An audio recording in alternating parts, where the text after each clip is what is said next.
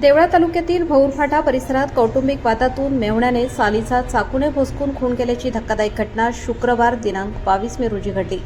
या प्रकरणातील पसार आरोपीला खामखेडा येथील सरपंच ॲडव्होकेट वैभव पवार व ग्रामस्थांच्या सतर्कतेमुळे पकडण्यात यश आले असून परिसरात एकच खळबळ उडाली आहे। या प्रकरणी मयत महिलेचे पती ज्ञानेश्वर सुरेश जाधव व 41 वर्ष राहणार कॉलेज रोड अहिल्यादेवी नगर निफाड यांनी देवळा पोलीस ठाण्यात फिर्याद दाखल केली आहे। पोलिसांनी दिलेल्या माहितीनुसार फिर्यादी यांची पत्नी छाया ज्ञानेश्वर जाधव हिची बहीण माया हिचा विवाह श्याम आगंदास माळी राहणार धोडांबे तालुका चांदवड यांच्यासोबत झाला होता। श्याम माळी हा देवळा तालुक्यातील भौरफाटा परिसरात मजुरी करत वास्तव्यास होता।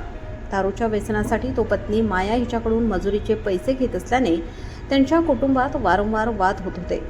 माया हिला होणाऱ्या मारहाणीमुळे ती दिनांक 21 मे रोजी माहेरी निफाड येथे आली होती।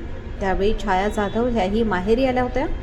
छाया यांनी पती ज्ञानेश्वर जाधव यांना फोन करून माया हिला श्याम माळी हा दारू पिऊन मारहाण करत असल्याचे तसेच देवळ्याला या डायरेक्ट चिरून टाकतो अशी धमकी दिल्याचे सांगितले होते।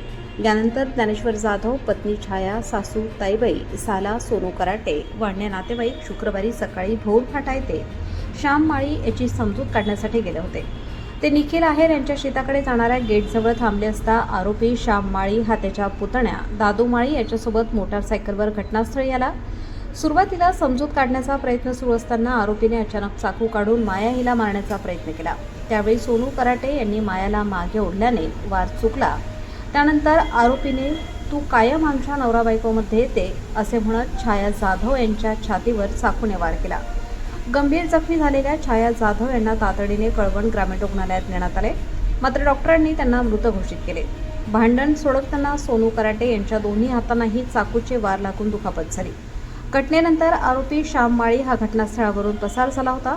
त्याचा पोलीस शोध घेत असताना आरोपी पिळकोस खामखेडा सावखी परिसरात असल्याची माहिती पोलीस निरीक्षक सार्थक नेहते व पोलीस शिपाई संदीप चौधरी यांनी खामखेडा येथील लोकनियुक्त सरपंच ॲडव्होकेट वैभव पवार यांना दिली। त्यानुसार वैभव पवार यांनी तात्काळ खामखेडा चौफुली परिसरात शोध मोहीम सुरू केली। पोलिसांकडून प्राप्त झालेल्या फोटोच्या आधारे संशयित आरोपी त्या परिसरातून जात असल्याचे त्यांच्या निदर्शनास आले। त्यानंतर वैभव पवार यांनी माणिक शेवाळे, सचिन शेवाळे, रोशन शेवाळे, अमोल बिरारी, वकील शेवाळे व सौरभ शेवाळे यांना माहिती दिली। सर्वांनी मिळून आरोपीचा पाठलाग करत त्याला पकडून पोलिसांच्या ताब्यात दिले। या धाडसी कामगिरीबद्दल ग्रामस्थांचे कौतुक होत असून आरोपीविरुद्ध देवळा पोलीस ठाण्यात खुनाचा गुन्हा दाखल करण्याची प्रक्रिया सुरू आहे।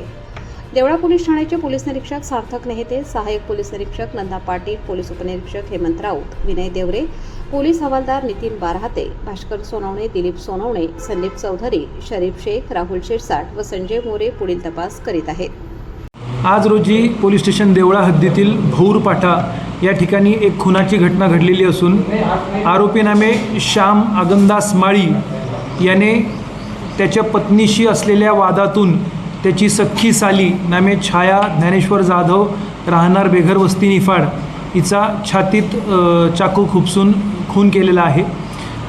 खून केल्यानंतर आरोपी हा घटनास्थळावरून पसार झालेला होता।